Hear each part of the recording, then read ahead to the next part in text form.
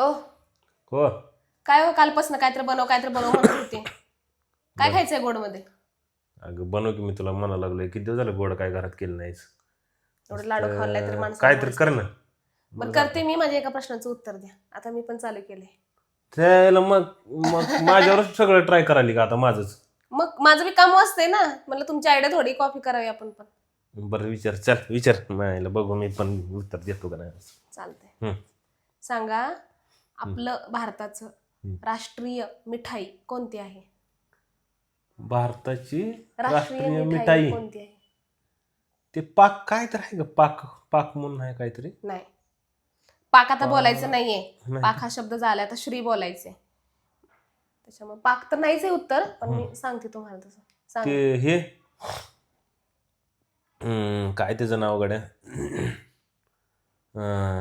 ते गुलकंद. एकच उत्तर द्या. अजिबात ते पण उत्तर नाही, ते पण नाही. इतकं सोपं आणि इतकं साधं उत्तर आहे, कुठं पण भेटतंय. बरं एकच उत्तर देतो. एकच उत्तर देतो. मलाई पेढा.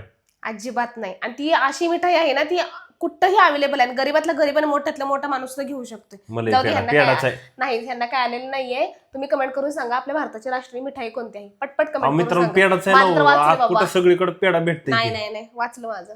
सांगा कमेंट माझं तर करून वाचलं. सांगा, कमेंट करून सांगा पेढाच उत्तर आहे. नाही नाही, अजिबात हा बघू बघू. बघा. हा